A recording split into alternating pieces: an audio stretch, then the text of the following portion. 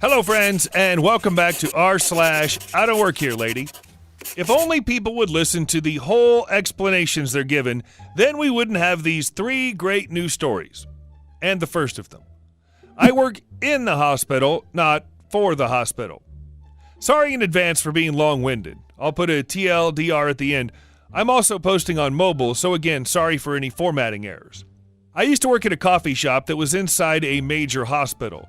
Its employees don't work for the hospital itself. All of the baristas' contracts are with the small business, and none of the baristas have any clearance to go anywhere that isn't already accessible to the general public.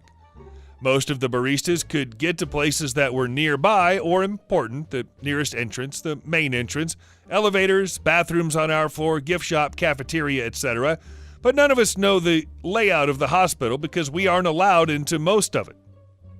People often ask the baristas for directions because our cafe is in a more centralized location than the information desks, and a couple college students in aprons are far less intimidating than hospital security guards. The hospital is pretty labeled and has a lot of maps, but people often aren't in the best frame of mind while they're visiting people in there, so it can be confusing. We try to help as much as we can, not to take rudeness too seriously, and it's usually not a problem. Usually. Now, if you didn't know, hospitals are practically powered by caffeine. Doctors, specialists, nurses, techs, even guards and receptionists work very long and very stressful shifts. When the shop has a rush, it has a rush. And as a result, our island counter of various creamers and sweeteners needs to be refilled frequently. During one such rush, a regular customer asked me to bring out a new canister of 2% milk and refill the sugar shakers.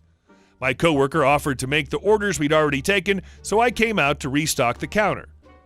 Entitledlady, EL, saw me while I was wiping down the counter after refilling everything. She approached me as I turned to walk back to the register area behind the main counter. EL, excuse me, can you take me to room number? I don't remember the specific room number, but it's not really relevant, besides the fact that it started with the number 4. Me. No, sorry, I don't know where that is, and I can't go most places here. I assume it's on the 4th floor since it starts with 4. Maybe one of the volunteers or guards can guide you. As we talk, I tried to move around her so I could get back to work, but she moved back in front of me to block me. EL, that's ridiculous. You work in the hospital, but you don't know how to get around in it? Don't make me laugh. Me. No, really, EL, my father was admitted last night and I need to see him. You need to take me to his room right now. Me. Ma'am, I'm just a barista. I'm not allowed in... EL, if you don't cut the crap, I'll have you fired. Me. Ma'am. EL, who's your manager? My father needs me, and you won't bring me to him. You have no compassion. What's wrong with you? At this point, it was pretty obvious that I was being harassed. The people still in line clearly saw what was going on, but no one wanted to lose their spot. So none of them intervened. Typical. My coworker went into the back to phone security while one of the nurses waiting on her order started walking down the hall toward the nearest security station. I know help is on the way and just kind of give up and stop talking. Since EL is facing me, she has her back to the shop and probably doesn't know she's in trouble. She's furious that I've stopped responding to her. After only a few minutes of being berated, I see the nurse returning with 2 guards, G1, one of the senior security staff, and G2, a newish guy shadowing him. G1, what's going on? G1 moves in front of me so she can't yell directly at me. G2 turns to me and starts to ask if I'm okay, but is interrupted. EL, finally. This employee is refusing to help find my father's room. He's sick and he needs me. I need to speak with her manager, then I need to go to him. He's in room number... whatever. G1, ma'am, please calm down. This is Red Riding Wolves, and she is the manager of the coffee shop. If you need a coffee or have a problem with something that the cafe sold you, she can help you. She can't take you to your father. Only relevant staff and verified visitors are allowed in that area. EL, that's ridiculous. She works for the hospital. Why shouldn't she take me to where I need to go in the hospital? Don't. G1, ma'am, you need to calm down. My colleague and I will have to escort you off the property, and you may not be welcome back. If you need help finding a room, you can ask one of the volunteers at an information center. While EL is busy huffing at G2, G1 walks with me to my counter so I can get back to work. G1 ended up walking her to an information center while G2 kept an eye on me and my coworker. We made them their usual drinks on the house as a thank you. I told my work group chat to make sure that the nurse that got them had their next drink on the house as well. To best of my knowledge, EL wasn't banned from the hospital campus, but that's fine with me. I know people don't always behave their best under extreme stress. I just hope EL didn't hamper her father's recovery. He needs me, but I need to speak to her manager first. Priorities. And our next story. I don't work there, and you called the wrong number. I work at 2 different jobs, so my personal phone number has the following for the answering service for my phone number. You called XXX and reached XXS. If this is exactly who you're looking for, please leave a brief message, who you are, and your phone number after the beep. I'll contact you as soon as I can. Usually, that stops people who call the wrong number. I had a hospital call me 100 times before I put that message in. After I put the message in, the hospital called me a few dozen times before I got in contact with their legal department and asked for help with the situation. I don't know what they did, but it worked. A year later, I got a different company's customers calling me. When I called their company hoping to get the same help I got from the hospital, the company instead told me to screw off. I'm technically following their directions. This one lady calls me a few hundred times in a row, always around 3 p.m. Eastern Standard Time. Every message she leaves is pick up the phone or F you, so I block it. Then a new number does the same thing. I block that. Repeat ad nauseum, so I pick up the phone. Me, hello? Lady, finally, what's your problem? Me, I hate your face, it's so frickin' ugly. Every time I hear your voice, it reminds me of that crap. Lady, I want to speak to your supervisor. Me, okay. Then I hung up. I figured she'd call back, but she didn't that day. I almost felt bad for that company until I remembered they told me to screw off. She called back 3 days later with the same crap. I didn't block the number. My phone wasn't on me, so I had no clue she was spamming it. When I got to it, I blocked that number. But she called me the next day with a new number that I answered after she called the phone a few dozen times. Me, hello? Lady, finally, I need you to reset my password. Me, I don't work at XXX company. You called the wrong number.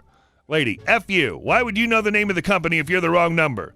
Me, the phone number's off by 1 digit. I get lots of fools who are unable to dial a phone. Lady, what did you call me? Me, a fool. Lady, I want to speak to your manager. Me, I don't work for XXX, so I don't have one.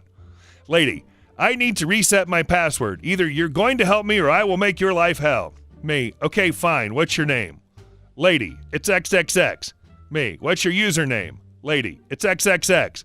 What's the last 4 digits of your employee number?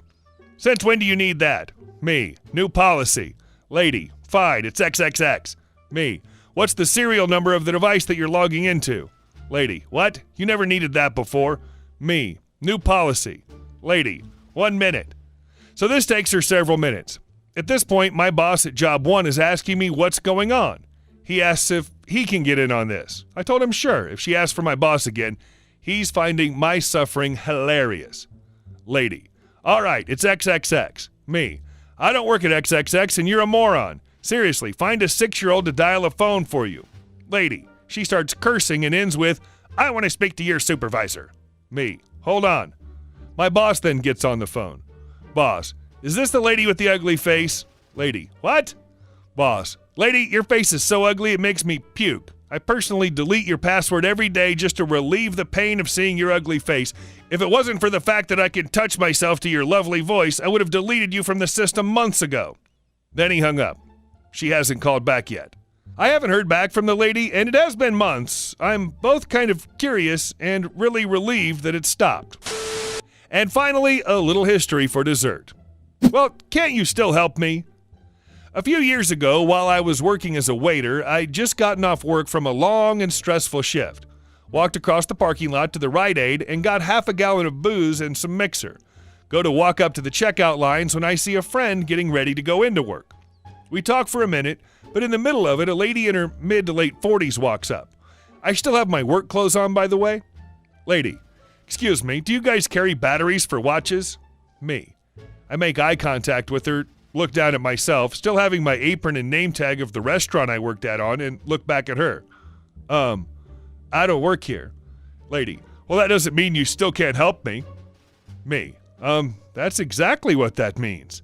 Lady, look, reading my name tag, you are in the service industry and I need help, so help me. I'm sure you wouldn't like me going to your boss and telling him how rude you were to a potential guest. Now, I'm not usually a rude person, and if I had known what she was looking for was in the store, I would have helped her.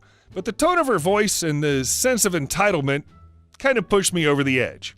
Me, look, lady, I'm not getting paid to deal with your bullcrap. I'm off work and heading home. Go ask somebody who's getting paid to give an F about you.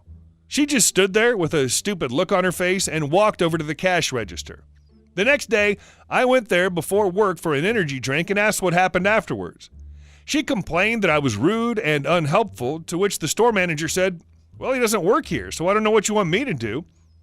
And then apparently she went to my work and complained to my manager, who told her that outside of business hours, they're not responsible for my actions, which I'm sure she still thinks about to this day. I do live in a smaller town, so inevitably you see people around you know from around town, and to this day, she still gives me a stank eye. Hey guys, thank you all for watching the video to the end, and I'll see you in the next one.